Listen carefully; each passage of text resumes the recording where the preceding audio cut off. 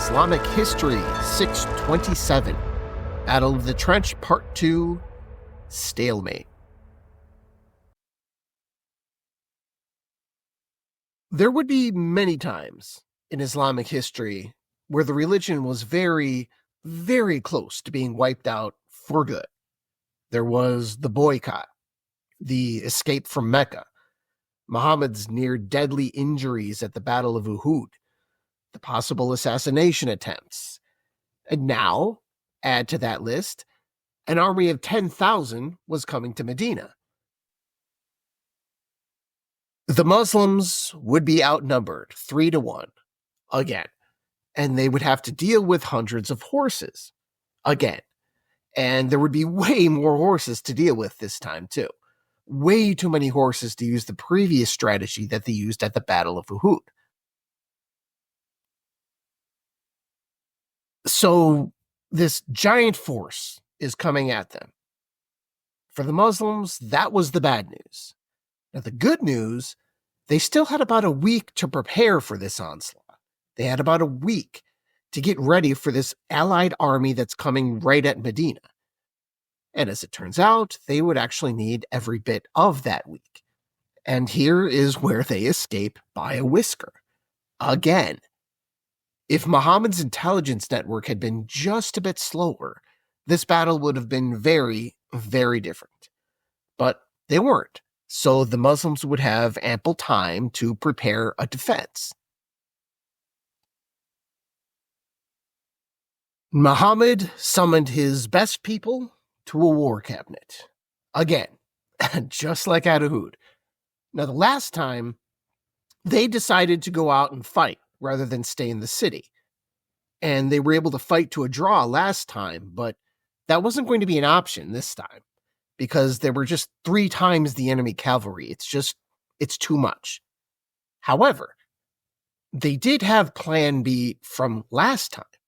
Now, if you remember at Uhud, what was the original plan? It was to draw them into the city and fight them house to house.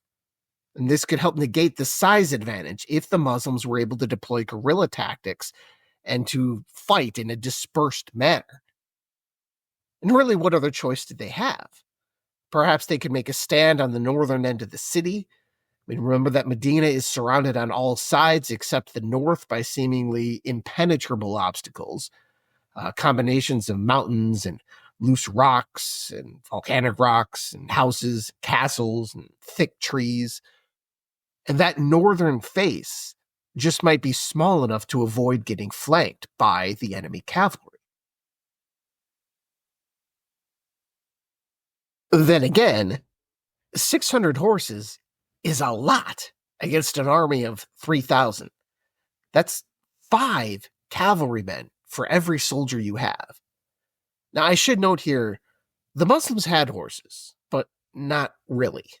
And that we're talking about a dozen at most. And that's fine for messaging in an ancient war scenario, but for purposes of a cavalry attack, they basically had 0. And given that, the opposing side, really under just about any scenario, is going to get behind them eventually, or even just run them over.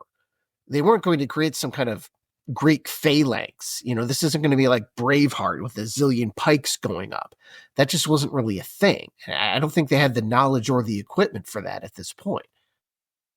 And so everything just kept coming back to those horses, those dang horses. They just negate every practical defense that they could come up with. And the Arabs in Medina couldn't think of anything. But, luckily for them, there were a few foreigners around, like Salman the Persian. Now, Salman is an interesting character. He started life as a Zoroastrian, then converted to Christianity, and when that got kicked him out of his family home, he kind of wandered the Middle East for a while. And he was eventually kidnapped and sold into slavery, ending up eventually in Medina.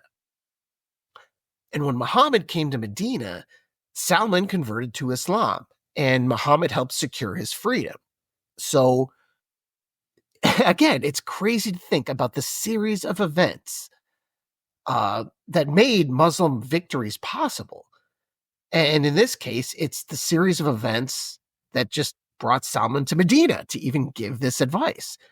And it was a very good thing he was there to give this advice, because Salman was well traveled. Salman came from way in the east, what is now Iran. And he also had been around the Middle East too, particularly in Syria and Iraq, or what we today call Syria and Iraq. He was a worldly man, and he had seen many things, including a great way to negate horses that the Arabs had not thought of. Back in Persia, he would say, when we feared horses, we would dig trenches, too wide for a horse to cross and deep enough that men cannot climb out. It's pretty smart. And this was probably their only shot. So they got to work, digging. Not that it was going to be easy to do this. That's a heck of a lot of ground to cover, and with ancient tools nonetheless. But they got to work, and they were able to borrow most of the tools from the neighboring Banu Qurayza tribe in the south of the city. Now remember that name, Banu Qurayza, Qurayza. It's a Jewish tribe, the Banu Qurayza. You'll see how this act of generosity eventually works out for them too. So this tribe, they had the tools, and they lent them for whatever reason. They lent them to the Muslims, and so the Muslims, fully equipped by ancient standards, of course, they had the will to dig like crazy, and they had about 6 to 7 days to do it. So the plan for now was dig like crazy. And they would have to dig like crazy, because this trench, if you look at the geography of Medina, it would have to be at least a few miles long. And depending on how far it went, maybe even as much as 10 miles or more. It's wild to think about. I mean, I don't know much about desert soil. Is it hard to dig in? Is it easier to dig in? I don't really know how much of it is just sand. But regardless of the nature of the soil, this is quite a feat. And the Muslims worked round the clock to dig this thing. Now, there are stories of miracles while digging it, particularly of large rocks being miraculously smashed apart. And they did manage to finish just before the opposing armies got there. And they would even have time to reinforce the other side of the trench, making crossing more difficult on the Medinan side of the trench by stacking like rocks and dirt and stuff on their side. Kind of like if you ever were a kid in a northern climate, this is what you would do with snow forts, kind of the same thing. And in the end, considering it was a temporary, hastily constructed defensive barrier, this was extremely impressive. In the end, the trench is estimated to be about 5 meters wide, which is theoretically too much for a horse to jump over, and then it was about 3 meters deep, which is too deep for a man to crawl out of. Now, not that this would be uniform in size, that's more of an average, really, because it would be smaller and bigger in different parts. So remember, this is 1,400 years ago. These were regular people with shovels digging in haste. There were no backhoes and bulldozers around. And I really want to stress how novel a strategy this was, too. Because whether Salman the Persian suggested this or not, the odds are good it was from someone outside of the area, because this just wasn't an Arabian strategy. This was something new. So just imagine you're Abu Sufyan. You're approaching Medina with great confidence. This time we'll really get them, right? We have overwhelming numbers and 600 cavalry, and with riders who actually know what they're doing. So he brings this large force to Medina, and what does he see? A giant trench. Are you kidding me? Who digs a trench? What is this? So he's looking around and he has to immediately be thinking, I don't have equipment for this kind of thing. This is a complete surprise. And if they had been ready for this kind of thing, they could have hauled long planks or ladders or things that would have helped with this sort of border crossing, if you will. But they didn't have any siege equipment, because this isn't a typical European or Asian army we're talking about here. They didn't have siege equipment because they weren't expecting a siege, especially in the more traditional European or Asian sense. These were people who fought in the desert, and not usually for very long. It was different in Arabia. If you're fighting a war and you're in Europe or China or some kind of place like that, it wasn't unheard of to lay siege to a city for months, if not years. It was something you planned for.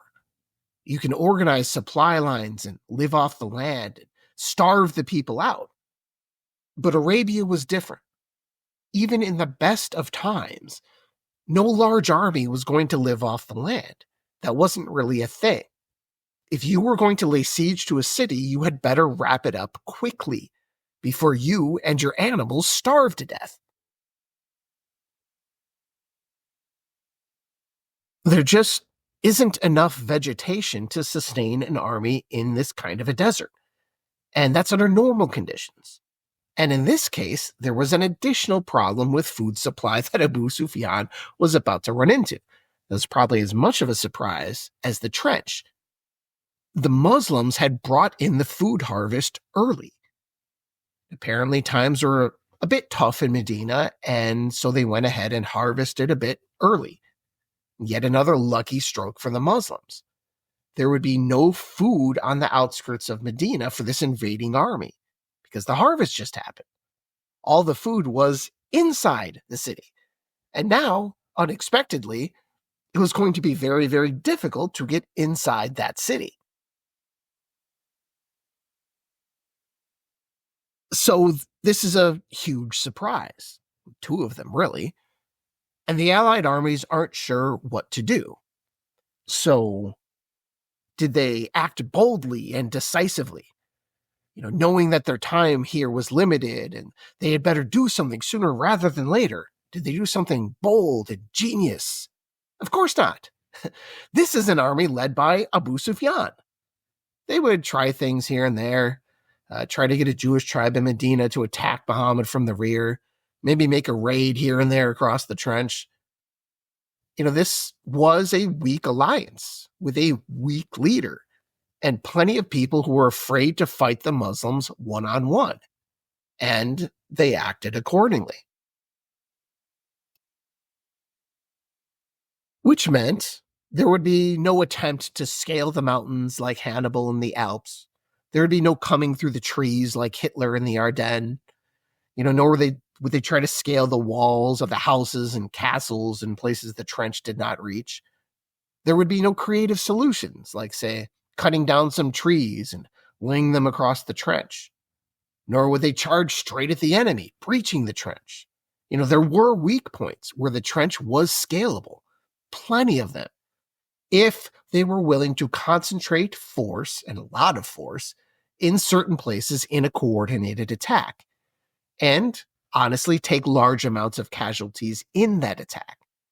They had the numbers for that. But what they did not have was the leadership to make that happen, nor the required courage at the level of the common soldier. In some ways, it is that simple. Really not just at this battle, but in plenty of other battles before this and after that. But in this particular battle, as difficult as it may have seemed that this position Abu Sufyan was in, had the roles been reversed, I can guarantee, 100% guarantee, the Muslims, they would breach that trench. They would have found a way. Like I've said before, the Muslims were superior individual soldiers, willing to die, united behind strong leadership. The Allied army had none of those qualities. They were a mix of lackluster soldiers and mercenaries, No one who was going to take an undue risk. So they mostly just stood there and yelled at each other, occasionally fired arrows. There would be a few breach attempts, but they were small in scale and amounted to very little.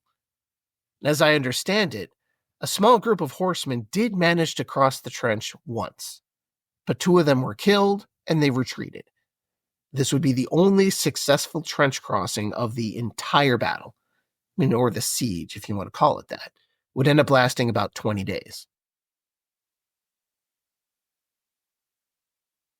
It's hard to convey just how frustrating this must have been for the invading army, particularly with those who had a giant stake in the fight, like the Meccans, who still did not have their caravans going north, and the Banu Nadir, who had hoped to return home. This army's horses could not cross the trench, negating the large advantage of the invaders. And even at a 3-to-1 advantage, this particular army appeared to have no interest in a melee battle, even if it were on level ground with the Muslim soldiers. Let alone breaching a trench, scaling the defenses on the other side, and, if you managed to get there, getting organized enough to take advantage of their superior numbers, and doing so before defenders hacked everyone to pieces. It's not impossible, but given the nature of their army, when you say all that, it kind of does seem impossible. But again, if the roles were reversed, the Muslims would have gotten it done. But the roles were not reversed. Abu Sufyan had his army. And as Donald Rumsfeld once said, you go to war with the army that you have, not the army you might wish you had or wish you have at a later time. It's what you have now. Abu Sufyan had what he had. And in this instance, it clearly was not enough.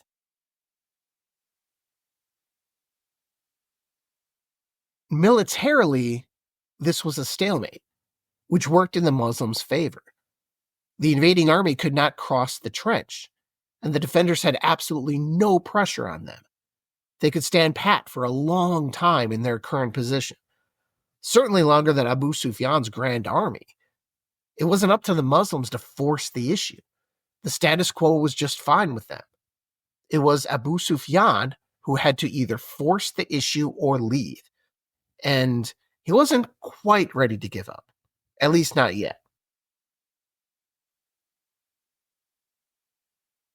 Now, true, this army was proving to be wildly impotent on the north side of the trench. But what if? What if Abu Sufyan could raise an entire army on the south end of the trench, inside enemy territory? How would that be possible? Medina was basically horseshoe-shaped, like I've said before, and the opening at the top was cut off by the trench. And every able-bodied man in Medina, I believe 14 and over, was fighting in Muhammad's army. Every tribe was contributing to the fight on Muhammad's side. Well, every tribe except for one.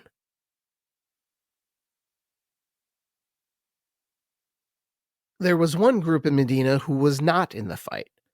The Banu Qurayza, the Jewish tribe that had lent them the equipment to dig the trench, but were still remaining neutral in this whole thing. And they were the only ones. Every other resident of Medina was out there fighting. But the Banu Qurayza were remaining neutral. It is believed that their pact with Muhammad only required this neutrality, not a full-on alliance to fight for Muhammad. So the position of the Banu Qurayza, remember I mentioned them earlier, their position with Muhammad was unique. Call it a non-aggression pact. If that sounds familiar, that is precisely what Hitler and Stalin had before it all blew up in 1941.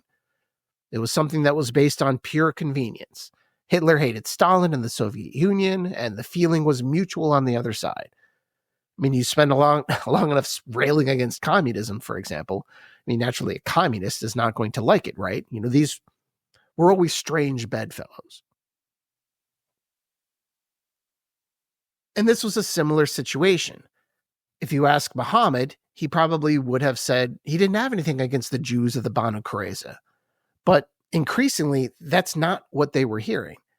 They were hearing Quranic statements they took as increasingly anti-Jewish. And if Muhammad remained in charge, they couldn't help but worry that they would end up like the Banu Nadir, on the outside trying to win their land back. Now, I'm sure there were plenty of people in Medina, particularly in the Jewish community, who had a very cynical view of the expulsion of the Banu Nadir. And if, as some believed, it was a raw power play, it was just a matter of time until the same thing happened to them. Muhammad would turn on them whenever it became convenient, and their lands would be taken, given as spoils to Muhammad's co-religionists. This was a real possibility. So this was an opening for Abu Sufyan, if it could be exploited.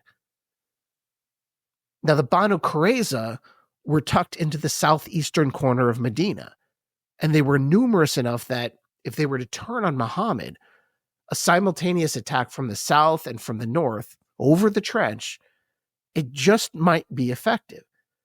They just had to be convinced to break their treaty and attack Muhammad from the rear. Then the trench could be breached from the north, and the Arabian desert could just go back to the way that it had been a decade earlier. It was not going to be an easy sell, but Abu Sufyan would have to try. And it was basically his side's only good idea thus far in the battle, so he would have to give this a try. And at this point, really, what other choice did he have? His options narrowed with every day that went by, with every meal that was being skipped, with every soldier who was becoming demoralized. Something drastic had to be done. And the Banu Qurayza, at this point, were his only hope. Thank you, and I'll talk to you next time. Inshallah.